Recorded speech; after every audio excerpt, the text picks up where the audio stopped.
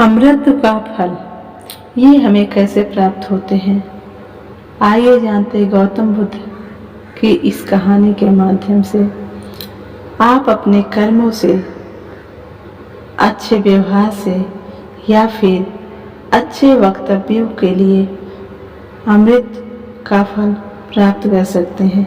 लेकिन अगर आप नश्वर शरीर को लेके अमृत की बात कर रहे हैं तो अमृत तो नहीं प्राप्त होगा, लेकिन अच्छे योग व्यायाम से लंबे समय तक इसको सदुपयोग बनाकर जीवन निर्वाह कर सकते हैं। बहुत लंबे जीवन में आपको कहीं ना कहीं आपको अपूर्णता लगेगी, जिसकी पूर्णता मुक्ति के लिए प्रयासरत हो के या मुक्ति प्राप्त करके शरीर त्यागने से ही लगेगी। आइए जानते हैं गौतम बुद्ध की इस कहानी के माध्यम से अमृत का फल कैसे प्राप्त होता है। एक दिन एक किसान बुद्ध के पास आया और बोला, महाराज, मैं एक साधारण किसान हूँ। बीज बोकर, हल चलाकर अनाज उत्पन्न करता हूँ और तब उसे ग्रहण करता हूँ, किंतु इससे मेरे मन को तसल्ली नहीं मिलती। मैं कुछ ऐसा करना चाहता हूँ जिससे मेरे खेत में अमृत के फल उत्पन्न हो।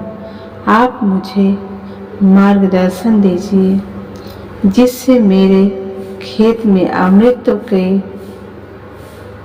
फल उत्पन्न होने लगे। बात सुनकर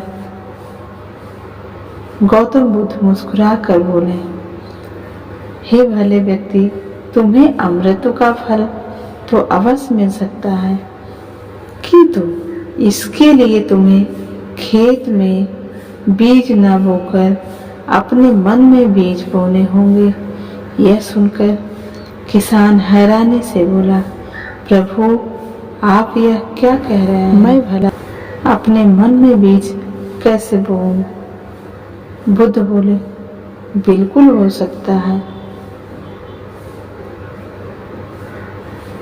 और इन बीजों से तुम्हें जो फल प्राप्त होंगे वे वाकई साधारण ना होकर अद्भुत होंगे, जो तुम्हारे जीवन को भी सफल बनाएंगे और तुम्हें नेकी की राह दिखाएंगे।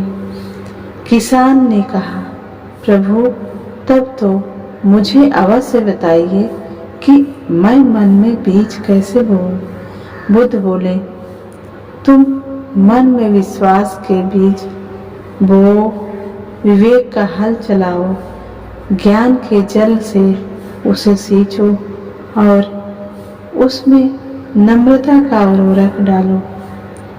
इससे तुम्हें अमृत का फल प्राप्त होगा।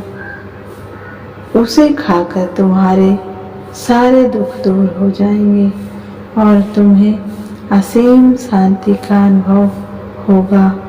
बुद्ध से अमृत के फल की प्राप्ति की बात सुनकर किसान की आंखें खुल गई। वह समझ गया कि अमृत फल सद्विचारों के द्वारा ही प्राप्त किया जा सकता है। हमारी ये गौतम बुद्ध की कहानी कैसी लगी कमेंट में ज़रूर बताइएगा और हमारे चैनल को सब्सक्राइब करिएगा। धन्यवाद।